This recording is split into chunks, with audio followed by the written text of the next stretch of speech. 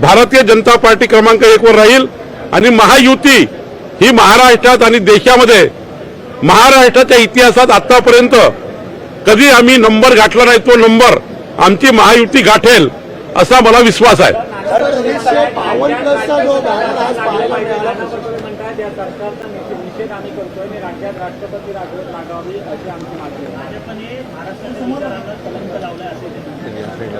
नाही, मला असं वाटतं की नाना पटोलेजींना भीती वाटत आहे की काँग्रेस पक्षामध्ये सुद्धा जी सध्या मोठ्या प्रमाणावर अस्वस्थता निर्माण झाली आहे, सरकार गेल्याची आणि पुन्हा सरकारमध्ये येणार नाही ही चाहूल काँग्रेस पार्टीला लागली आहे आणि त्यामुळं अस्वस्थ जे त्या ठिकाणी त्यांचा एक मोठा ग्रुप आहे तो सुद्धा पुढच्या काळामध्ये काही वेगळा विचार करू शकेल का किंवा वेगळा विचार करू शकतील का याकरता त्याला भीती वाटत आहे आणि म्हणून नाना पटोले आपल्या आमदारांना आणि आपल्या संघटनेला थोडं धैर्य देण्याकरता असे वक्तव्य करत असतात। त्यांना हे माहिती आहे जर 206 प्लसच्या वर आता जर महायुती गेली आहे 288 पैकी, तर उद्या आमचे आमदार अस्वस्थ होतील, आमची संघटना अस्वस्थ होईल आणि आमच्याकडनं काही भाजपमध्ये पक्षप्रवेश होतील अशी भीती नाना पटोलेला वाटत आहे। 260 मध्ये 152 प्लसचा नारा आता भाजपने दिल्याचे बॅनर प्रशिक्षण वर्गात पाहायला मिळाले। एकंदरीत काँग्रेसमधून किती गट येऊ शकतो आणि 152 हे भाजप एकटा कशा प्रकारे टार्गेट साध्य करू शकतो? 288 विधानसभा पैकी आमचं वरिष्ठ आणि राज्याचं नेतृत्व जे काही सीट वाटप करेल ते सोडून आमच्याकडे जे काही सीट वाटप येईल, ज्या काही विधानसभेच्या आमच्या कोट्यामध्ये येतील त्यामध्ये आम्ही 80% विधानसभा जिंकण्याचा संकल्प या ठिकाणी केला आहे, म्हणून 152 प्लस म्हटलं आहे। आम्हाला जे काही विधानसभा मिळेल त्यापैकी 80%चं आमचं अचिव्हमेंट राहील, आमचं टार्गेट राहील। 80% विधानसभा जिंकण्याचा आम्ही या ठिकाणी संकल्प केला आहे। त्यामुळे 152 भाजप आणि शिंदेजी अजितदादा पकडून 200 प्लसच्या वर असं आम्ही या ठिकाणी आमच्या महाराष्ट्राचं गणित आम्ही आखलेलं आहे आणि मला 100% विश्वास आहे अजितदादा, एकनाथ शिंदेजी त्यांच्यासोबत आलेले आणि आमचे असलेले असे म्हणून आम्ही आमचं टार्गेट अचीव करू। साहेब, तुम्ही जो टार्गेट ठेवलेला आहे याचा अर्थ असा मधल्या काळात तुम्ही एक वक्तव्य केलं होतं की 200 जागा भाजप लढणार आहे, 152चं जर टार्गेट आहे तर निश्चितपणे 200 जागा तुम्ही लढाल तेव्हाच 152 पर्यंत पोहोचाल, तर फक्त 88 जागा तुमच्या पार्टनर्सला मिळतील। आमच्या टार्गेटेड जे रेट आहे, टार्गेट रेट आम्ही जे ठरवलं आहे त्याच्या 80 ते 85% जागा आम्ही जिंकू शकतो अशाच जागा आमच्याकडे आम्ही मागणार आहोत आणि राष्ट्रवादीकडे ज्या जागा आहेत किंवा शिवसेनेकडे जागा आहेत त्या जागा आणि आमच्या जागा, पण आमचे जे त्या ठिकाणी जो स्ट्राईक रेट आहे तो स्ट्राईक रेट हा प्रचंड मोठा राहणार आहे। आमचे 106 आमदार आमच्याकडे आहे, 10 जवळपास अपक्ष आमच्याकडे आहेत आणि सोबतच आमचं जे मागच्या वेळी 2014 मध्ये बघा आणि 2019 मध्ये बघा देवेंद्रजीच्या नेतृत्वामध्ये जे स्ट्राईक रेट होता तो स्ट्राईक रेट फार मोठा आहे आणि यावेळी ज्या पद्धतीने सरकार काम करत आहे 2024च्या मोदीजींचा जो येणारा विजय आहे तो विजय 350च्या प्लसचा असणार आहे, महाराष्ट्रात 45 प्लस असणार आहे। जेव्हा लोकसभा संपेल 350 प्लस देशामध्ये होतील, महाराष्ट्रामध्ये 45 प्लस होतील, तेव्हा ऑटोमॅटिक तुम्हाला भाजपाचा स्ट्राईक रेट हा 152 प्लस झालेला असेल आणि एकनाथजी आणि माननीय अजितदादा यांच्या जागा पकडून हा 200 प्लस झालेला असेल। असंच बावनकुळे साहेब 2014 मध्ये शिवसेनेच्या वतीने 151 प्लसचं टार्गेट ठेवण्यात आलं होतं, तेव्हा सीट शेअरिंगच्या याच्यावर तुमची युती तुटली होती। आता तुमच्याकडनं 152चं टार्गेट, याचा संकेत काय मानायचं? संकेत क्लिअर आहे, भाजपा, शिवसेना, अजितदादा, राष्ट्रवादी काँग्रेस, आमचा एनडीएची युती पक्की आहे, एनडीएचे जागा वाटप पक्के आहेत, कोणालाही कोणतीही कॉन्ट्रोवर्सी होणार नाही, कोणालाही कोणत्याही सीटवर परिणाम होणार नाही। हे सर्व करून 152 भाजपा आणि बाकी इतर ठिकाणी राष्ट्रवादी काँग्रेस आणि शिवसेना हे होणारच आहे। त्यामुळं शिवसेना किंवा अजितदादा राष्ट्रवादी काँग्रेसवर किंवा आमच्या एनडीए पक्षाच्या कुठल्याही सीटवर कोणताही परिणाम होणार नाही, असंच नियोजन आम्ही केलं आहे। मध्ये पंकजा मुंडे पण भगिनी दिसत नाहीये, काय नेमकं कारण सातत्याने वेगवेगळ्या कार्यक्रमांच्या ठिकाणी देवेंद्रजी किंवा तुम्ही असता त्यावेळी या दिसत नाही, त्यांच्या नाराजीची चर्चा घडते। आता पंकजा मुंडे सुट्टीची गोष्ट केली, प्रीतम मुंडेचं स्पष्टीकरण अद्याप आलेलं नाहीये। मला वाटतं की आज त्यांनी मी स्वतः काल पंकजाताईशी बोललो, स्वतः प्रीतमताईशी बोललो। आज त्यांनी त्यांच्या जी लहान बहीण आहे, ॲडव्होकेट आहे, त्यांच्या पायाला एक 3-4 बोटांना त्या ठिकाणी बार लागला। त्यांना काल बँडेजही मोठ्या प्रमाणात झालं, त्यांचा थोडा त्रास आहे। काल माझं बोलणं झालं, त्यांनी सांगितलं की आजच्या बैठकीला येऊ शकणार नाही, पुढच्या बैठकीला। आणि त्यांनी महाविजय 2024चं ऑलरेडी काम चालू केलं। मोदी ॲट 9चं काम आमच्या बीड लोकसभेमध्ये मोठ्या प्रमाणावर झालं, त्या सतत काम करतात आहे। शेवटी एखाद्या बैठकीला हजर नाही म्हणून त्यांचे काही व्यक्तिगत प्रश्न राहू शकतात। मी स्वतः बघितलं की त्यांच्या जे ॲडव्होकेट बहीण आहेत त्यांच्या पायाला 3 बोटाला हे मोठ्या प्रमाणात फ्रॅक्चर आले आहेत, त्यामुळं त्या झाल्या नाही आहे। प्रदेशाध्यक्ष म्हणून कशा प्रकारे आव्हानाकडे बघताय, कारण महाविजयमध्ये एवढ्या मोठ्या जागांचं टार्गेट ठेवलेलं आहे, विशेषतः लोकसभा विधानसभेमध्ये आव्हान कसं पेलणार आहे, नेमकी स्ट्रॅटेजी काय असणार आहे प्रशिक्षण? आमच्या प्रशिक्षण वर्गामध्ये प्रत्येक बूथवर आमचा जो बूथ प्रमुख आहे हा अत्यंत महत्त्वाचा घटक आमचा आहे।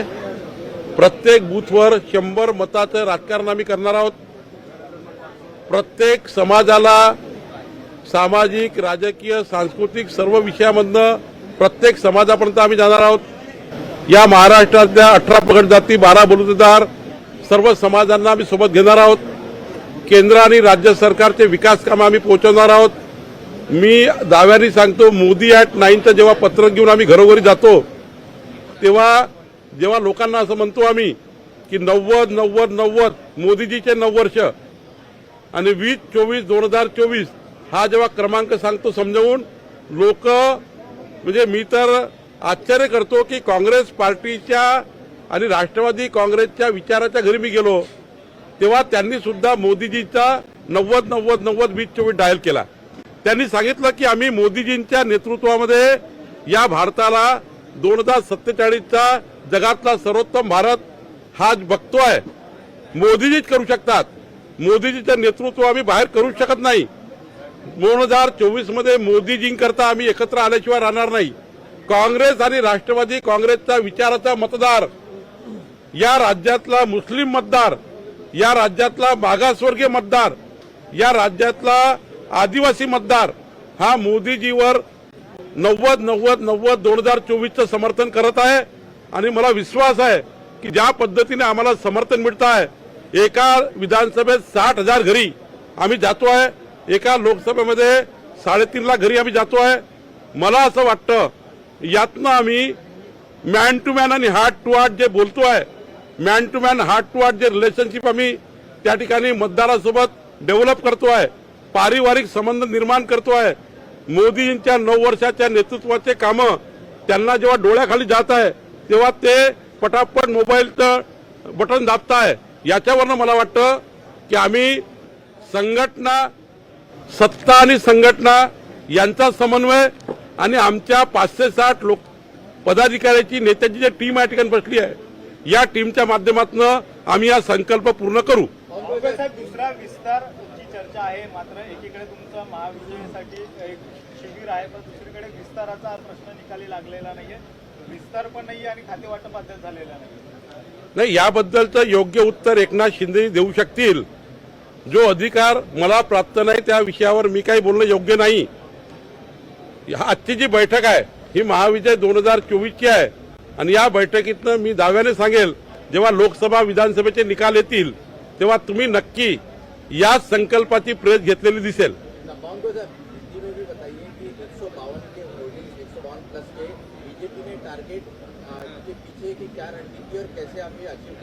देखिए, भारतीय जनता पार्टी, शिवसेना, अजीत दादा का जो अभी राष्ट्रवादी का महायुति का हमारा जो अलायंस बना हुआ है, एनडीए बना हुआ है, एनडीए के सारी सीट को सुरक्षित करके हमारा स्ट्राइक रेट हम 80 से 90% तक लेके जाएंगे।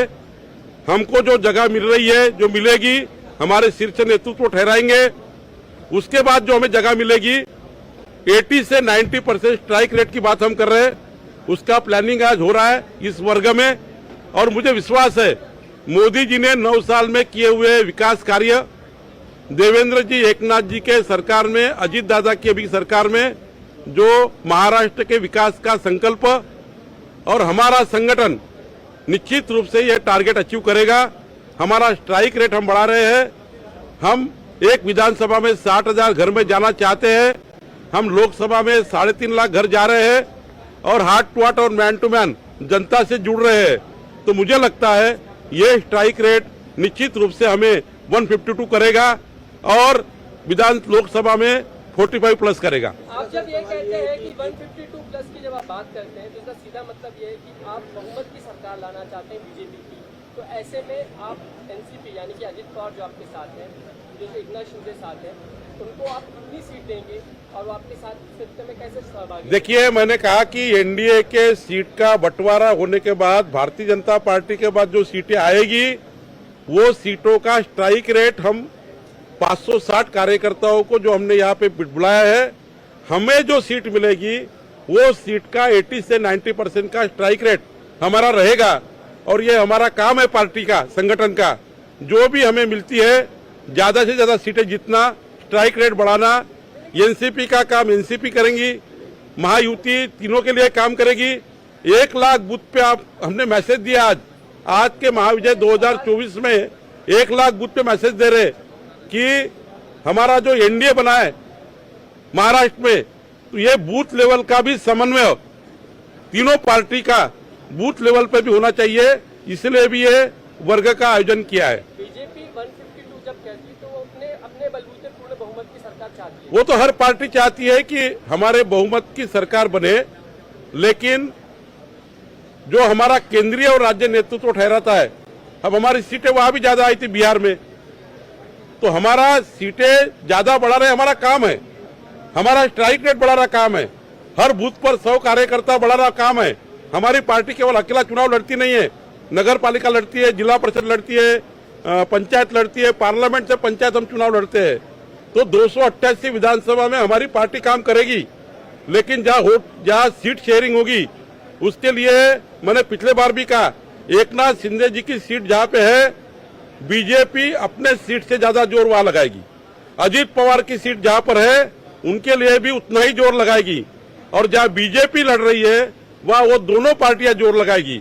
इसका मतलब कांग्रेस और बची कुची किंचित सेना रही हुई हमारे राष्ट्रवादी की आधी जो भी बची है उनको शून्य करना, ये हमारा काम है, इसलिए हम काम कर रहे हैं। और मुझे जिस प्रकार से ये आयोजन है महाविजय 2024 का, हमने राष्ट्रवादी के लिए भी प्लान किया है, हमने शिवसेना के लिए भी प्लान किया है और हमने भारतीय जनता पार्टी के लिए भी प्लान किया है। कांग्रेस के लिए भी कोई प्लान है क्या? कांग्रेस के लिए भी कोई प्लान है क्या? अनकंफर्टेबल लग रहे हैं एमएलए? हाँ, नाना पटोले जी अनकंफर्टेबल हो गए हैं, उनको अस्वस्थता दिख रही है, उनको डर लग रहा है, फियर लग रहा है कि जब 206 के प्लस अलायंस हो चुका है, एनडीए 206 के प्लस जा चुका है, तो इसमें उनके विधायकों को ये मैसेज गया है, उनके पार्टी को ये मैसेज गया है कि आने वाले 2024 और 2029 तक कोई शून्य शक्यता उनको दिखती है, उनके पार्टी सरकार में आएगी।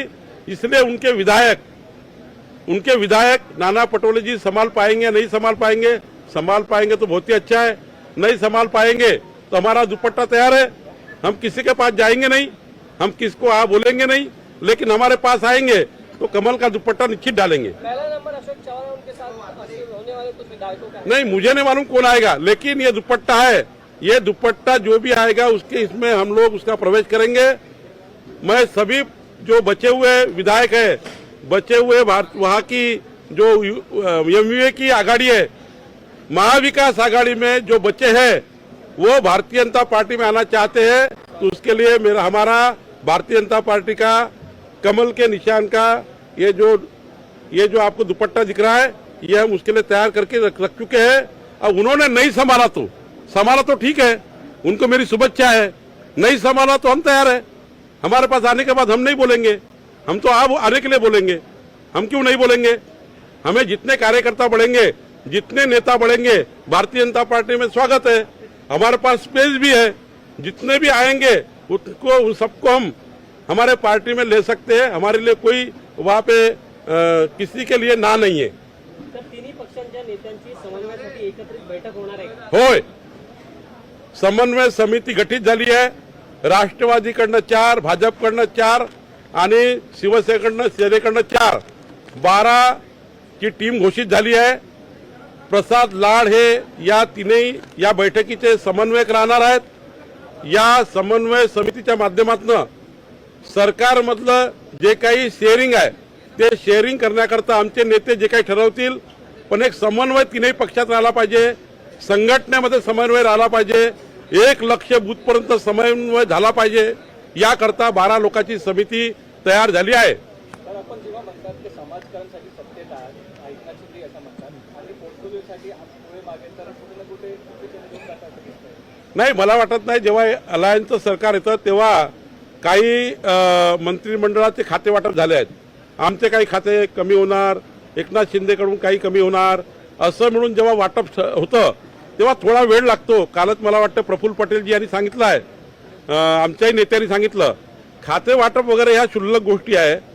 आमचा टार्गेट आहे 2024, पुढच्या काळामध्ये एनडीएच्या समोर सर्व जे राहिलेलं एमव्हीए आहे हे एमव्हीए किती कमी करता येईल, आमचा हा प्लान आहे। महाविजय 2024 असाच प्लान आहे। अजितदादा, एकनाथ शिंदे यांना मदत करणे, त्यांची मदत आम्ही घेणे आणि पुन्हा 15 वर्ष या महाराष्ट्रामध्ये अलायन्सचं सरकार असणे, एनडीएचं सरकार असणे, हाच यातला या बैठकीचा उद्देश आहे। हिंदी में सवाल ये है कि जिस तरीके से कल बैठक हुई, अजीत दादा प्रफुल्ल पटेल गए थे, बातचीत हुई है, क्यों वक्त लग रहा है पोर्टफोलियो के लिए? नंबर 1, और विस्तार जब तक न हो तब तक पोर्टफोलियो न दिया जाए, इसको लेकर एकनाथ शिंदे आड़े बैठे हैं, इसकी खबरें आ रही हैं। क्या सच्चाई है, वक्त क्यों लग रहा है? देखिए, मैं बार बार कह रहा हूं, सरकार में क्या होना चाहिए, क्या करना चाहिए, हमारे नेता बैठे हुए महाराष्ट्र में, और ये सब नेता मिलकर डिसाइड करेंगे। जहां तक संगठन की बात है तो संगठन में एकनाथ जी शिंदे, अजीत दादा को जिस प्रकार से अलायंस ने हेल्प करनी चाहिए और भाजपा को अलायंस की हेल्प मिलनी चाहिए, 1 लाख बूथ तक हमारा समन्वय होना चाहिए। केवल ऊपर समन्वय होने से नहीं होगा, एनडीए ऐसी नहीं चलेगी। एनडीए चलेगी तो बूथ लेवल पर 1 लाख बूथ पे भी अजीत दादा, एकनाथ जी और हमारी भाजपा ये साथ में काम करनी चाहिए। इसके लिए यह पहल है 2024 का महाविजय। हम संगठन के माध्यम से सत्ता और संगठन का दोनों ज्वाइन करके समाज के आखिरी आदमी तक जाकर हम एनडीए को आगे लेके जाना चाहते हैं, इसलिए ये बैठक हो रही है। रह गई बात सरकार के लेवल का मंत्रिमंडल विस्तार, वहाँ के पोर्टफोलियो का जो आवंटन है, इसको हमारे नेता डिसाइड करेंगे। लेकिन इसमें कहीं तो मैसेज जा रहा है लोगों में कि 12 दिन हो गए, पोर्टफोलियो नहीं हो रहा, विस्तार नहीं हो रहा, कहीं ना कहीं अनबन है, कहीं ना कहीं टेंशन है, इसकी वजह से सारी चीजें डिले हो। जिस दिन पोर्टफोलियो मिल जाएगी उस दिन चर्चा भी बंद हो जाएगी। लेकिन डिले हो रहा है ना सर। डिले हो रहा है तो सरकार का काम थोड़ी रुका है। पोर्टफोलियो किसी ना किसी के पास तो है, कोई ना कोई मंत्री तो पोर्टफोलियो लेके चल रहा है। सरकार रुकी नहीं है, सरकार काम कर रही है, अधिवेशन भी आ रहा है, लेकिन कोई पोर्टफोलियो से कोई अड़ने वाला नहीं है। निश्चित रूप से सरकार मजबूत है और महाराष्ट्र के इतिहास में सबसे अच्छी सरकार बनी है। मैं कहता हूं कि अलग अलग विजन के, अलग अलग विचारों के लोग जब एक साथ आते हैं तो अलग अलग विचारों से जो सरकार बनती है उससे विजन स्पष्ट होता है और महाराष्ट्र की जनता को फायदा होता है। जब 3-4 बड़े नेता अलग अलग विजन से लेके महाराष्ट्र को एक विजन बनाते हैं तो इसका फायदा जनता को होता है।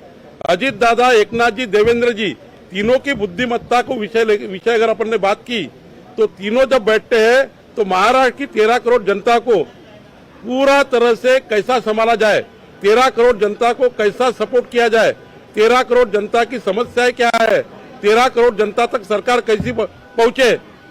अच्छा है ऐसी सरकार बनना। ये सरकार बनने से जनता का प्रश्न सवाल होते हैं, जनता के बीच में सरकार जाती है। और अभी तो ये महाराष्ट्र के इतिहास में 3 कद्दावर नेता जो महाराष्ट्र को विकास का विजन रखते हैं, संगठन का भी विजन रखते हैं, जनता का भी विचार करते हैं, ऐसे 3 लोग एक आने के बाद ये सरकार बहुत अच्छा काम करेगी।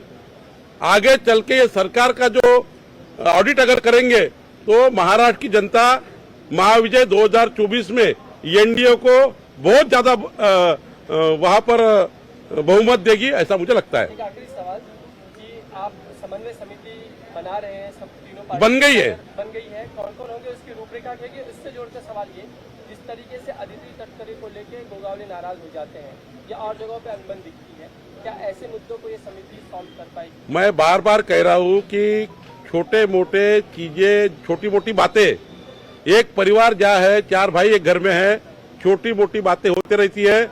हम सबका महाविजन क्या है कि महाराष्ट्र का विकास करना चाहिए। कौन पालक मंत्री कहाँ बनेगा, कौन मंत्री बनेगा, कौन नहीं बनेगा, ये हमारे सामने टारगेट नहीं है। हमारा टारगेट है कि हमारे सत्ता ये एक चाबी है डेवलपमेंट की। ये चाबी से ये महाराष्ट्र का विकास होना चाहिए। और कौन मंत्री बनेगा, कौन नहीं बनेगा, इससे ज्यादा महाराष्ट्र का कैसा भला हो, महाराष्ट्र की जनता को कैसी सरकार पहुंचे, महाराष्ट्र की जनता में कैसा विकास हो, यही एजेंडा है हमारा। पंकजा मुंडे भी न पहुंचे, प्रीतम मुंडे भी न आए, ऐसी क्या पंकजा ताई, प्रीतम जी, मैं दोनों से बात कर चुका हूँ। मैं कल भी बात कर चुका हूँ, 8 दिन पहले भी बात कर चुका हूँ। मुझे आपको बताने के लिए कि कोई प्रॉब्लम नहीं है। उनकी छोटी जो दीदी है हमारी, उनके 3 उंगली में थोड़ा सा फ्रैक्चर आ चुका है और चलने के लिए दिक्कत हो चुकी है। संभालने वाली माननीय प्रीतम ताई और माननीय पंकजा ताई भी है। निश्चित रूप से उन्होंने कहा कि ये बैठक में मैं नहीं भी हूँ तो भी उन्होंने महाविजय 2024 का पूरा और पिछले बार जो मोदी हाट 9 का सबसे अच्छा काम बीड़ जिला में किया, मुझे अभिमान है कि उन्होंने, प्रीतम ताई और पंकजा ताई ने पूरी ताकत से महाविजय 2024 का भी प्लान बनाया और साथ में उन्होंने मोदी हाट 9 के कार्यक्रम जो किए, ये महाराष्ट्र में सबसे अच्छे कार्यक्रम किए।